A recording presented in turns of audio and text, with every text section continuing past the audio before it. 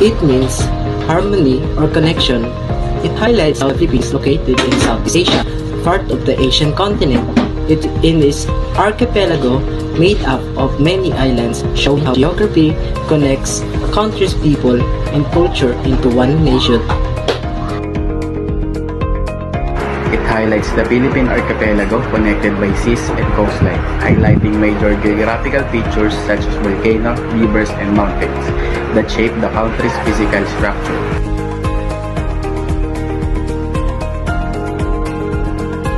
Hello guys, my name is Marcus Calda and let's talk about Mount Apo. Mount Apo is the highest mountain in the Philippines, reaching 2,954 meters and 9,692 feet above sea level, and it's located in Mindanao. And this is the one of most natural attraction and known as the Grandfather Philippines Mountain. Good day everyone, I'm Micaela Joy Ika Parral and today I'm going to tackle about the geographic feature of the Andan Deep. Andan Deep is the deepest part of the Philippine Trench. It was located in the Philippine Sea east of the Philippines. It reaches the depth of 10,540 meters to 34,580 feet below sea level. It was named after the German ship SMS Andan, which conducted a survey in that area. The trench was formed due to the subduction of the Philippine Sea plate beneath the Philippine Mobile Belt, making it one of the deepest oceanic areas in the world. Good day everyone, I am Rainier Terdinato. I will going to discuss about the cultural feature of Andan Deep. While Andan Deep itself is underwater and uninhabited, it is culturally significant to the Filipinos because it is part of our country's surrounding waters. This connects to our culture as maritime nation where people live near the sea for fishing and livelihood.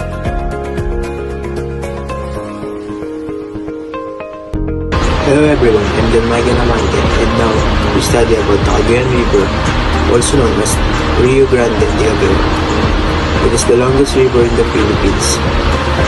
It is about 505 kilometers long, meaning it stretches across a large parts of northern Luzon. The river flows through many towns and provinces before emptying into the sea. It is also called the largest rivers by discharge volume, which means it carries the biggest amount of water compared to other rivers in the country.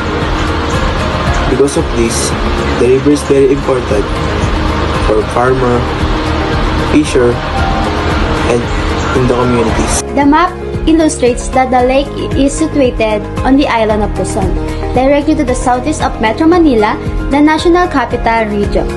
Laguna de Bay, it is confirmed as the largest lake in the Philippines. It covers a massive area of over 900 kilometers but has an average depth of only 2.5 meters. It acts as a crucial though polluted resource for fishing, power, pooling for power plants, and industry.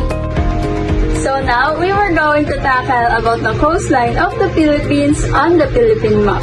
So as we can see here on the map of the Philippines, we can see that the country is surrounded by water. The Philippines is an archipelago made up of 7,641 islands, which is why it has a very long and irregular coastline. The coastline is very important because it supports fishing, tourism, transportation, and trade many Filipinos live near coastal areas. And beautiful beaches also attract tourists from around the world. Good day everyone, I'm Jan Louie Opereño and let's talk about Mayon Volcano. Mayon Volcano is an active volcano located in Albay in the Philippine of the Philippines. It is famous for its almost perfect cone shape, which makes it one of the most beautiful volcanoes in the world.